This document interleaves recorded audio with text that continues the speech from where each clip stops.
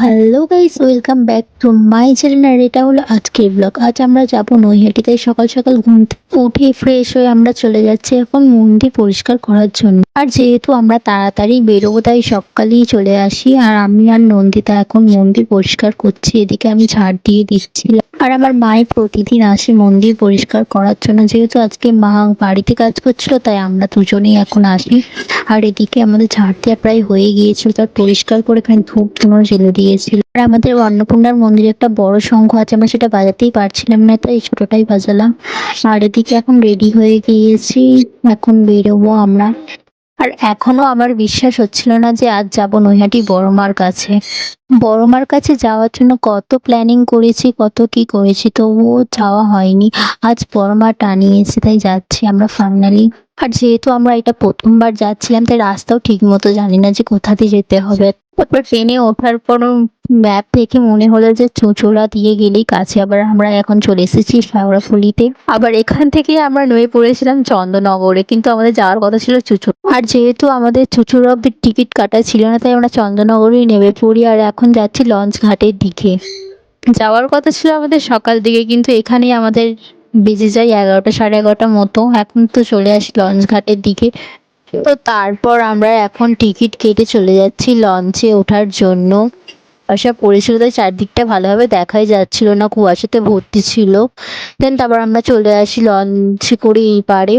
আর এখন আমরা এখান থেকে টোটো ধরে যাচ্ছিলাম বড়মার মন্দিরের দিকে। দেন তারপর আমরা চলে আসি বড়মার ঘাটে। আর এখান থেকে ডালা নিয়েছিলাম 3টে।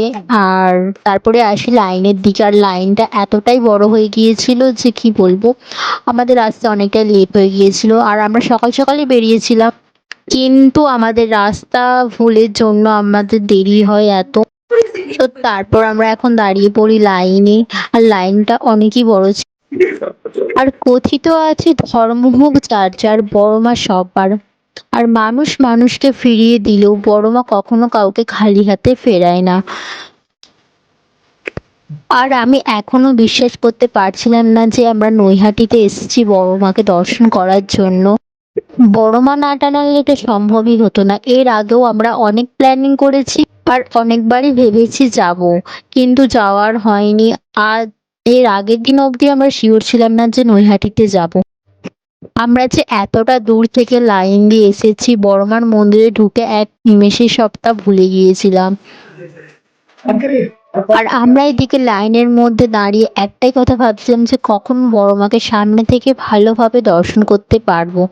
দেন তারপর ফাইনালি চলে আসি বড়মার কাছে। আর এখানে আর বড়মাকে কি বলতে এসেছিলাম বা কি জানাতে এসেছিলাম সব তা এক নিমিষেই ভুলে যাই, শুধু বড়মার দিকে তাকিয়েছিলাম। ধর্ম যার যার, বড়মা সবার। কথায় আছে, মানুষ মানুষকে ফিরিয়ে দিলেও নৈহাটির বড়মা নাকি কাউকে ফেরান না। শুধু বড়মার দরবারে গিয়ে একবার দাঁড়ালেই হবে, তারপর মনের সব না বলা কথা। তারপর খুব সুন্দরভাবে বড়মার দর্শন করে পুজো দিয়ে আমরা এখন চলে আসি একটা নিরামিষ হোটেলে এই মন্দিরের আশেপাশেই। আর এখানে আমরা অর্ডার করে দিই নিরামিষ থালি। এখানে ছিল ডাল, বাঁধাকপি, শাক ভাজা, চাটনি। তারপর আমরা এখান থেকে খেয়ে এখন বেরিয়ে যাচ্ছিলাম লঞ্চ ঘাটের দিকে। তার আগে দেখলাম এই ব্যাগের দোকানটা, আর এখান থেকে আমি একটা ব্যাগ কিনে নিয়েছিলাম। তারপর আমরা চলে আসি লঞ্চে করে এদিকে। আর আমাদের লঞ্চের টিকিট নিয়েছিল 8 টাকা করে। আর যাওয়ার সময় আমরা কিন্তু চুঁচুড়া দিয়ে বাড়ি ফিরছিলাম। আর এদিকে এসে দেখি গাড়ি ছেড়ে দেয়, তারপর আমাদেরকে টোটো বুক করে এখন যেতে হচ্ছিল। আর আমাদের থেকে ভাড়া নিয়েছিল 25 টাকা মতো, আমাদের স্টেশন অবধি পৌঁছে দেবে। আর যেহেতু আসার সময় আমাদের অনেকটা ঘুরে ঘুরে আসতে হয়েছিল, তা যাওয়ার সময় আমরা চুঁচুড়া থেকে ট্রেন ধরে নিয়েছিলাম। আর আমরা এখন চলে আসি নালিকুলে। এখান থেকে অটো করে যাচ্ছিলাম। আর অটোর অবস্থা দেখো, পারলে কাকু অটোর মাথাতেও আমাদেরকে তুলে নিতে পারে। আর যাই হোক আর নাই হোক, আমার বোনের ফুচকা খাওয়া চাই, তাই ও ফুচকা খেয়ে নিচ্ছিল। আর এখন আমরা যাচ্ছিলাম হেঁটে হেঁটে বাড়ি। তো বাই গাইস, দেখা হচ্ছে নেক্সট ব্লগার। ভালো লাগলে একটা লাইক করে দিও।